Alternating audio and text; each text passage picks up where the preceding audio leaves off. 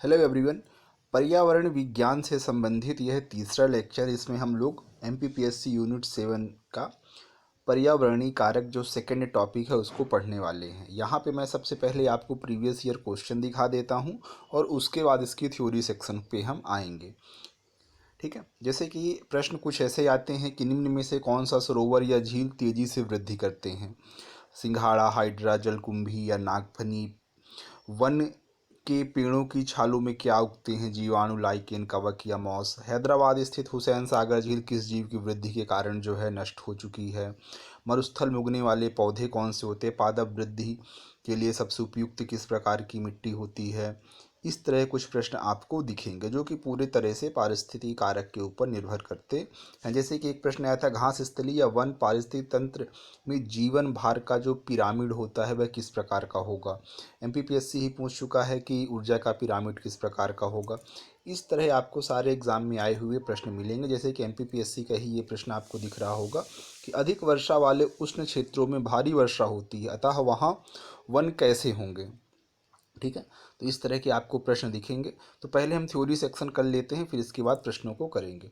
Video अच्छा लगे तो जो चैनल को सब्सक्राइब जरूर करिएगा, और अगर अच्छा नहीं लग रहा है तो उसका क्या कारण है ये कमेंट में ज़रूर बताएं।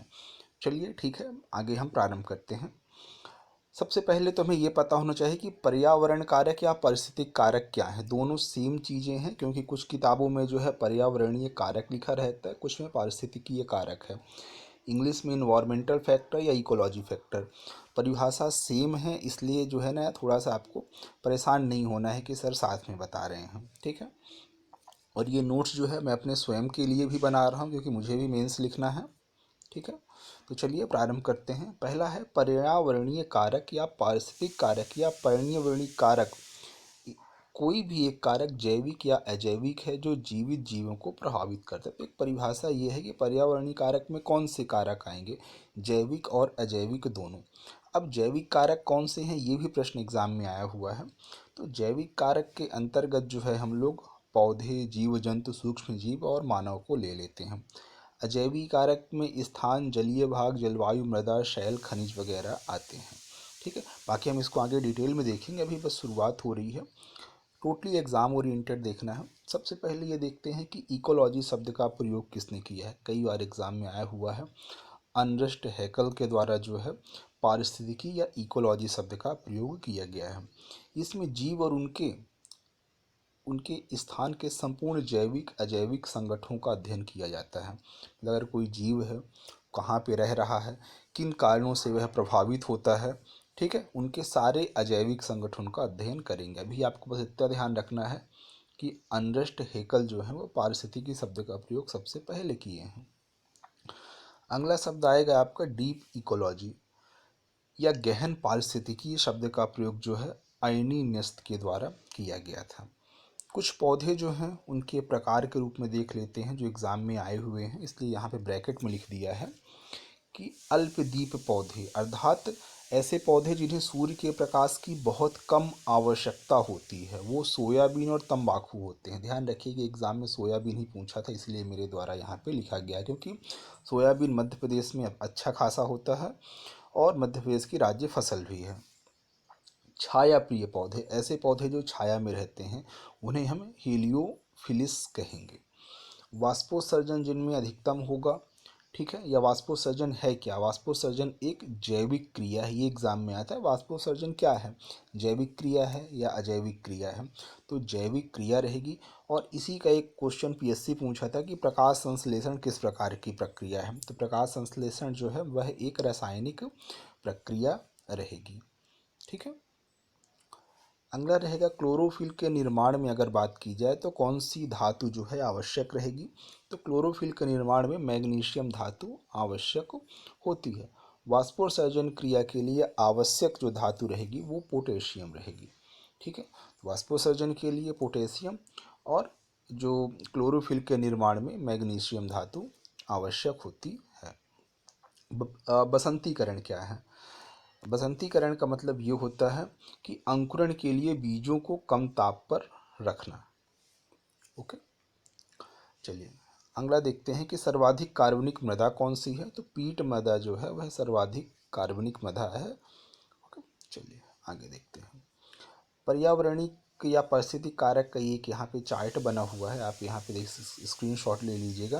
लेकिन पहले हम ये देख लेते हैं कि पर्यावरणीय कारक के 4 प्रकार कौन से हैं। 4 प्रकारों को हम जो है डिटेल में यहाँ पे देखेंगे, फिर इसका विधिवत अध्ययन भी किया जाएगा, लेकिन अभी थोड़ा सा शॉर्टकट में समझते हैं।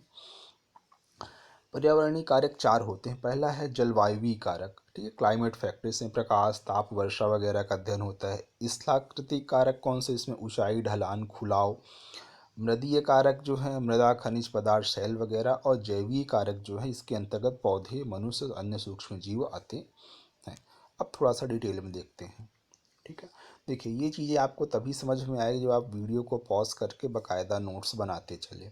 मैं भी चाहूँ तो नेट में आजकल सारी चीज़ें अवेलेबल है, कॉपी पेस्ट करना बहुत आसान है, लेकिन मैं बाई हैंड लिख रहा हूँ ताकि मेंस निकले। बिना लिखे मेंस नहीं क्लियर होगा, चीज़ें भले आपको याद हो जाएं। इसे लिखने की आदत डालिए। PDF मैं टेलीग्राम में डाल दूँगा, आप उसको कॉपी कर लीजिएगा, ठीक है। जलवायु कारक ये भी एग्ज़ाम में आया हुआ है कि प्रकाश किस प्रकार का कारक है, या तापमान कैसा है, जल वर्षा कैसी है। तो इस तरह आपको याद रखना चाहिए, ठीक है। PSC के लिए सबसे ज़्यादा ज़रूरी चीज़ ये है कि लिखो और याद करो, ठीक है। तो 4 कारक सबसे पहले जलवायु कारक में होते हैं प्रकाश, तापमान, जल और वर्षा, वायुमंडल में जो नमी आर्द्रता होती है, और वायु मतलब वायु गति कैसी है, और वायुमंडलीय गैसें कैसी हैं। ऐसा समझिए कि अगर किसी पौधे को या किसी जंतु को किसी स्थान पर है तो उसे क्या क्या प्रभावित कर देगा। भाई तापमान ज़्यादा है तो आपको गर्मी लगेगी ना, उसी तरह आप प्रभावित हो रहे हैं उससे। तो ये जलवायु कारक हैं जो कि आपको प्रभावित कर रहे हैं।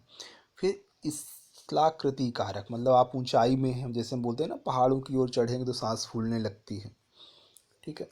ढलान कैसी है, वहाँ की ढलान की मात्रा कैसी है, ढलान की दिशा कैसी है। ऐसा समझिए कि ढलान की दिशा में अगर जो आप रह रहे होंगे तो हवाएं जो हैं आपको ज़्यादा प्रभावित करेंगी, और ढलान की विपरीत दिशा में रहेंगी तो हवाएं कम प्रभावित करती हैं। और खुलाव कैसा है, ठीक है। आगे देखते हैं मृदीय कारक कौन से हो सकते हैं। तो सबसे पहले उस मृदा में किस प्रकार के खनिज पदार्थ हैं, किस प्रकार के ऑर्गेनिक पदार्थ हैं। शैवाल, मृदा जल मतलब सॉयल वाटर कैसा है। मृदा जीव, मृदा के अंदर जो सूक्ष्म जीव होते हैं। मृदा अभिक्रिया जो है किस प्रकार, मतलब उसका pH मान वगैरह किस तरह का है, क्षारीय है, अम्लीय है। ये सारी चीज़ें भी जो हैं पर्यावरणीय कारक के अंतर्गत आते हैं। अगला हमें देखना है कि जीवीय कारक, ठीक है। जैसे कि उस क्षेत्र में सूक्ष्म जीव कैसे हैं, जीवाणु, कवक, चलने वाले पशु, परजीवी, सहजीविता, मृतोपजीवी, ये सब चीज़ें हम लोग देखेंगे। तो इसका स्क्रीनशॉट ले लीजिएगा। PSC सिर्फ इतने में ही पूछ लेगा कि निम्न में से कौन सा जलवायुवी कारक है या फिर जीवीय कारक है, ठीक है। चलिए आगे देखते हैं। और सबसे ज़्यादा जो क्वेश्चन PSC बनाता है वो जीवीय कारक से बनाता है कि सहजीविता सिम्बोसिस किसे कहते हैं, मृतोपजीविता क्या कहलाती है, अधिपादपता क्या है, परजीवी क्या है। इस तरह के प्रश्न आपको काफ़ी मिलते हैं। चलिए सबसे पहले हम वायुवी कारक में देख लेते हैं। तो पहला प्रकाश। प्रकाश में हम मुख्य रूप से जो है ना प्रकाश संश्लेषण के द्वारा जो है ऊर्जा प्राप्त करते हैं। तो हमें पता होना चाहिए कि जो प्रकाश है पृथ्वी पर जीवन क्रिया को संचालित करने के लिए प्रायः समस्त ऊर्जा सूर्य से प्राप्त होती है। तो सबसे महत्वपूर्ण क्या हो गया, प्रकाश। दूसरा, ऊर्जा कैसे मिलेगी, प्रकाश संश्लेषण में। तो प्रकाश संश्लेषण की प्रक्रिया में जो सौर ऊर्जा है किस प्रकार से आती है, वो आती है सौर विकिरण के थ्रू। तो यह भी एग्जाम में आया हुआ है कि प्रकाश संश्लेषण की प्रक्रिया में जो सूर्य से ऊर्जा प्राप्त होती है वह किस प्रकार की है या कैसे प्राप्त करते हैं। तो सौर विकिरण के द्वारा। प्रकाश संश्लेषण में हरे पौधे सूर्य के प्रकाश को विकिरण ऊर्जा के रूप में प्राप्त करते हैं। पर्णहरिम क्लोरोफिल की उपस्थिति में कार्बन डाइऑक्साइड एवं जल द्वारा भोजन अर्थात कार्बोहाइड्रेट का निर्माण होता है। सूर्य के प्रकाश की जो किरणें होती हैं या जिसको हम 7 भागों में बांटते हैं तो क्या कहा जाता है, विब्ग्योर। अब क्वेश्चन कई बार आ चुका है कि सूर्य का जो प्रकाश की जो प्रकाश संश्लेषण की प्रक्रिया है वो कैसी है। तो वह एक रासायनिक प्रक्रिया है जिसमें कार्बन डाइऑक्साइड, जल और क्लोरोफिल की मदद से कार्बोहाइड्रेट का निर्माण किया जाता है। तो हमें ये ध्यान रखना है यहाँ पे कि इस प्रक्रिया में CO2 का जो है अपचयन होता है और जो जल है, पानी है, उसका ऑक्सीकरण होता है। ये एग्ज़ाम में आया हुआ, इसलिए मैंने यहाँ पे लिखा है। ठीक है। कार्बन डाइऑक्साइड क्या होगा, अपचयन होगा, और ऑक्सीजन और जल का जो है ऑक्सीकरण होता है। जो प्रकाश संश्लेषण की क्रिया है वह लाल रंग में अधिकतम होती है और बैंगनी में न्यूनतम होती है। ये एग्ज़ाम में आए हैं, आप भी इसको नोट डाउन कर लीजिएगा। ठीक है, लाल में अधिकतम होगी, बैंगनी में सबसे कम होगी। आपको पता ही है कि लाल रंग का तरंग दैर्घ्य सबसे ज़्यादा होती है और आवृत्ति सबसे कम हो जाएगी। अगला है दीप्तकालिता क्या है। ठीक है, और फोटो पीरियोडिज्म क्या है। ठीक है, पौधों के फलने, फूलने, वृद्धि, प्रजनन आदि में प्रकाश की आवश्यकता होती है। बिल्कुल सही है। प्रकाश की इस अवधि को दीप्त काल कहते हैं। मतलब पौधा जब वृद्धि कर रहा है, जितना वो प्रकाश प्राप्त करता है, उस समय को दीप्त काल कहते हैं, तथा इससे जो प्रभाव होता है उसे दीप्त कालिका कहा जाता है। पौधे दो प्रकार के हम बांट सकते हैं। दीर्घ दीप्तकाली पौधे, जिसमें हेनबेन, पालक, गेहूं और जौ आ जाएंगे। मतलब ऐसे पौधे जिन्हें ज़्यादा प्रकाश की आवश्यकता होगी, तो आपको मेन गेहूं और जौ याद रखना है। ठीक है। और दूसरा अल्प दीप्तकाली पौधे, जिसमें सोयाबीन और जेंथिम आते हैं। तो सोयाबीन आप यहाँ पे नोट डाउन कर सकते हैं। ठीक है। चलिए, उदासीन पौधे, मतलब जिन्हें प्रकाश की उतनी ज़्यादा आवश्यकता नहीं होती या वो प्रकाश के कारण परिवर्तित नहीं होंगे। उदासीन पौधे टमाटर, मिर्च, सूरजमुखी और कपास। सूरजमुखी एग्ज़ाम में आया हुआ था कि निम्न में से कौन सा जो पौधा है वह उदासीन पौधा है, प्रकाश के लिए उदासीन। तो प्रकाश उदासीन पर अगर मान लीजिए सूरजमुखी ऑप्शन में होता, तो डेफिनेटली आप इसको तो कभी नहीं लगाते अगर आपने नहीं पढ़ा है। क्योंकि आपने सूरजमुखी के पेड़ को अगर देखा हो, पुष्प को, तो सूरज जिस दिशा में घूमता है उसका फूल भी उस दिशा में घूमते जाता है। लेकिन इसका मतलब ये नहीं है कि वह प्रकाश के लिए जो है, प्रकाश के लिए से संवेदनशील हैं, लेकिन वह उदासीन पौधे की कैटेगरी में आएंगे। इसको आप नोट डाउन कर लीजिएगा। ठीक है, आपको एग्ज़ाम निकालना है पीएससी, खेती करने नहीं जाना है। दूसरा कारक है तापमान। भूमध्य रेखा से ध्रुवों की ओर बढ़ने पर या समुद्र तल से ऊंचाई की ओर बढ़ने पर तापमान कम हो जाता है। अब ये बात अलग है कि अभी गर्मी का मौसम आने वाला है और हम अब अपने घर में कहते हैं कि यार सेकेंड फ्लोर में जाएंगे तो ज़्यादा गर्मी लगेगी। लेकिन एज आ स्टूडेंट, वो जो गर्मी लगती है ना, वो सूर्य के पास जाने के कारण नहीं लग रही है, वह रेडिएशन के थ्रू हो, जिसे विकिरण ऊर्जा हम कहते हैं ना। प्रकाश परिवर्तित होकर इस एरिया को गर्म कर चुका है और गर्म हवाएं ऊपर की ओर उठती हैं। तो ये कॉन्सेप्ट के कारण जो है ना, आपका जो सेकेंड फ्लोर है या थर्ड फ्लोर है वो ज़्यादा गर्मी महसूस करता होगा, विकिरण प्रक्रिया के कारण, ना कि आप सूर्य के पास जा रहे हैं इसलिए। विज्ञान कहता है सूर्य की ऊंचाई की ओर बढ़ने पर तापमान में जो है ना वो कमी आती है। ठीक है।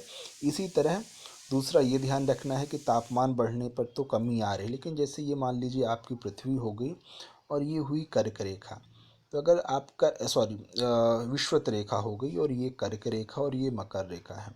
यहाँ पे लिखा हुआ है भूमध्य रेखा, मतलब ये वाला जो पॉइंट है आपके बीच वाले रेखा, भूमध्य रेखा से ऊपर मतलब ध्रुवों की ओर, नीचे भी ध्रुवों की ओर जाने पर या समुद्र तल से ऊंचाई की ओर बढ़ने पर प्रकाश के तापमान में कमी आती है। ये आपको ध्यान रखना चाहिए।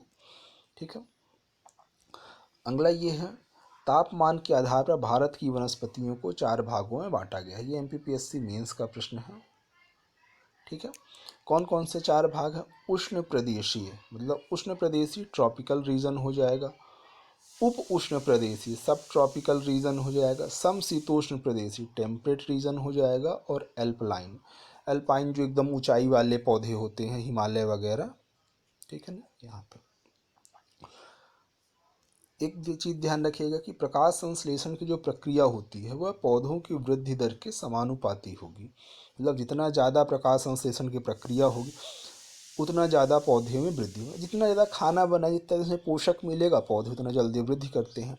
और प्रकाश संश्लेषण की जो प्रक्रिया है वह उसकी जो वृद्धि होगी या वो अधिकतम इफ़िशियंसी कब होगी, जब उसे लगभग 30 से 35 डिग्री का तापमान मिल सके। टेम्परेचर जब सामान्य रूप से 30 से 35 डिग्री का से होता है तब प्रकाश संश्लेषण की प्रक्रिया अधिकतम होती है। इसको नोट डाउन करिएगा, ये भी जो है ना MPPSC का प्रश्न है।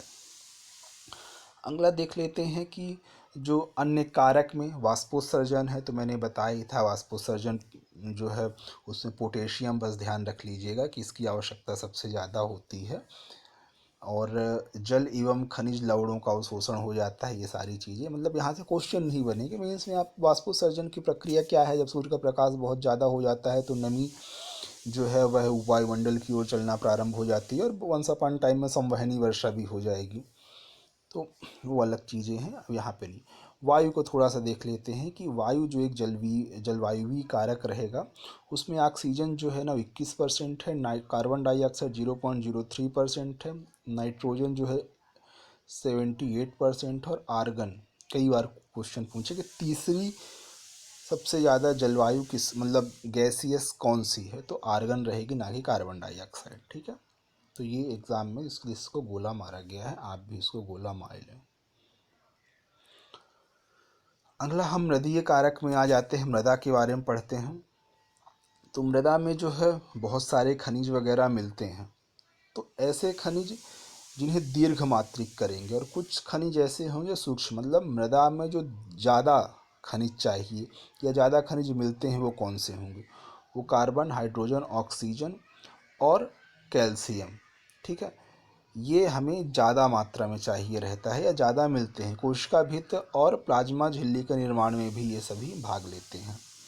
नाइट्रोजन, फास्फोरस, सल्फस ये अमीनो अम्ल, प्रोटीन, न्यूक्लिक अम्ल और जीव द्रव्य के निर्माण में मदद करते हैं। मैग्नीशियम ये क्लोरोफिल अणुओं का निर्माण करेगा। तो ये ऐसे तत्व हैं जो कि दीर्घ मात्रिक रहेंगे। ठीक है ना, ज़्यादा मात्रा में चाहिए।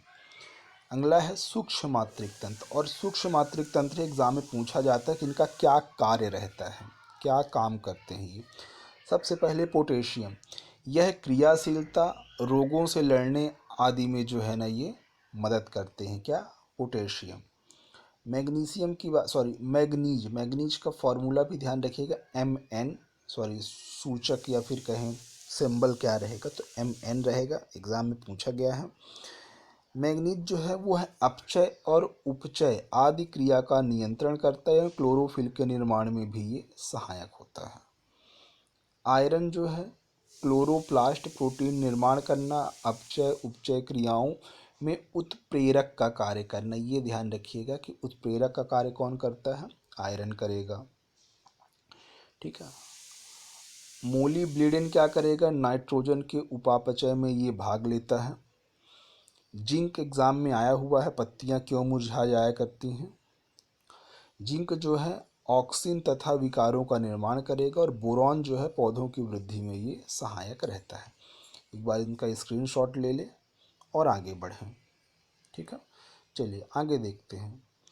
आगे जो जैविक कारक है जिसे हम बायोटिक फैक्टर भी बोल देंगे। ठीक है, चलिए अब कुछ ये देखते हैं कि आप किस प्रकार पौधे एक दूसरे पर आश्रित रहते हैं। जैसे कि एक होती है प्रतियोगिता या कंपटीशन। जो पौधे सक्षम एवं स्वस्थ होते हैं वह अच्छी तरह से वृद्धि कर सकते हैं, और जो पौधे सक्षम नहीं होते हैं वो मर जाते हैं। तो इसको क्या बोलेंगे, प्रतियोगिता। एक होता है परजीविता। परजीविता क्या है, जिसमें दूसरे के ऊपर डिपेंड करते हैं। एग्जाम्पल एग्ज़ाम में पूछता है कि जैसे अमरबेल हुआ, लॉरेंस हुआ, ओरोबैका, रेफ्लिशिया सबसे बड़ा पुष्प भी है। और परिभाषा में देखें तो क्या है कि इसमें पर्णहरिम का अभाव होता है, मतलब परजीविता वाले जो पौधे होंगे इसमें पर्णहरिम का अभाव होगा, क्लोरोफिल का अभाव होगा, तो अपना खाना खुद नहीं बना पाएंगे, तो दूसरे के ऊपर आश्रित रहेंगे। ठीक है, और जो जीव होते हैं उन्हें परजीवी कहते हैं, जो दूसरों के खून को चूसते उसते रहते। अभी हम यहाँ पे पौधे की बात कर रहे हैं, तो ऐसे पौधे जिनमें पर्णहरिम का अभाव होता है और ये सभी अपना भोजन स्वयं नहीं बना पाते हैं, दूसरे पौधे के चुस्कांगों को हाउरूटिया कहेंगे। ये हाउरूटिया जो है ना एग्ज़ाम में भी आया हुआ है, इसलिए इसको याद रखिएगा। ठीक है, चूसकांगों से भोजन को चूस लेते हैं।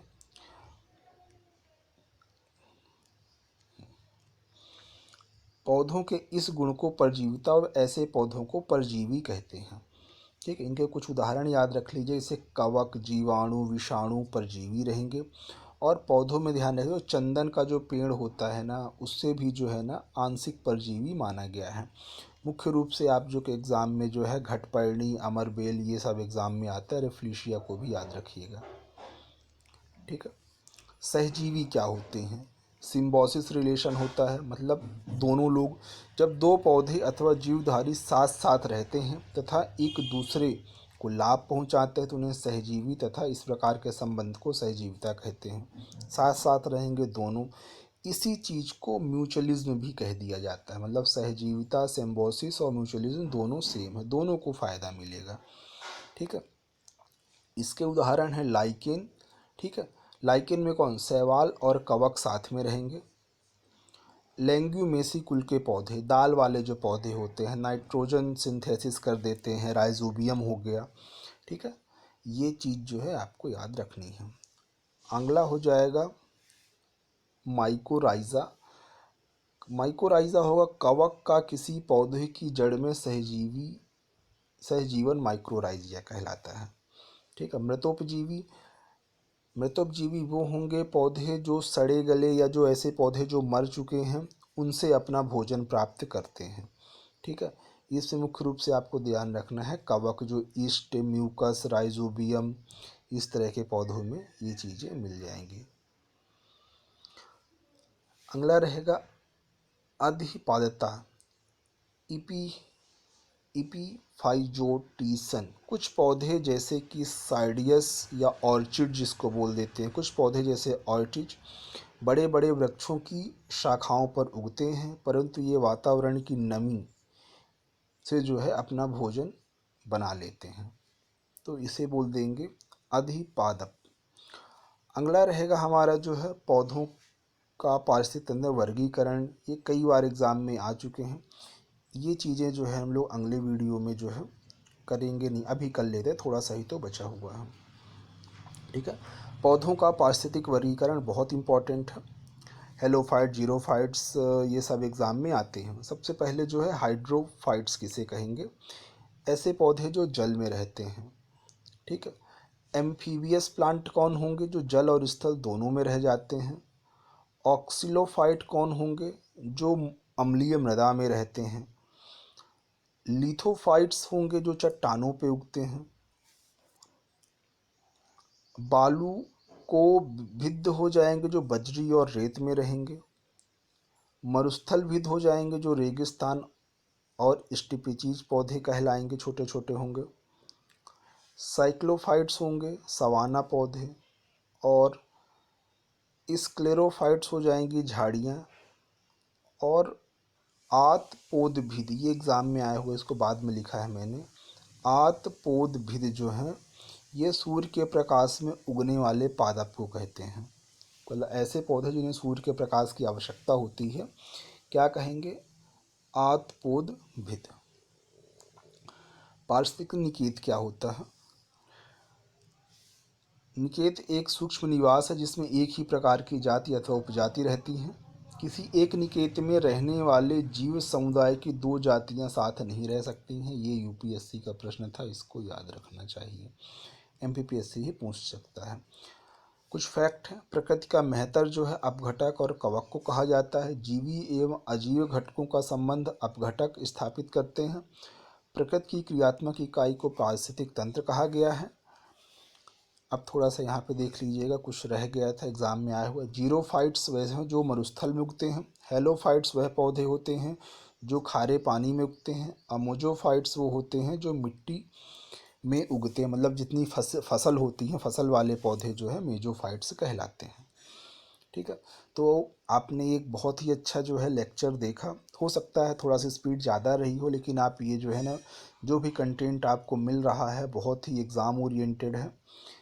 अब जो है आप पूरे तरीके से क्वेश्चन करने लायक हो चुके हैं। तो एक बार वीडियो को फिर से देखकर क्वेश्चन को जो है करने से पहले थ्योरी को लिखिए, और फिर हम नेक्स्ट लेक्चर में इन प्रश्नों को करेंगे।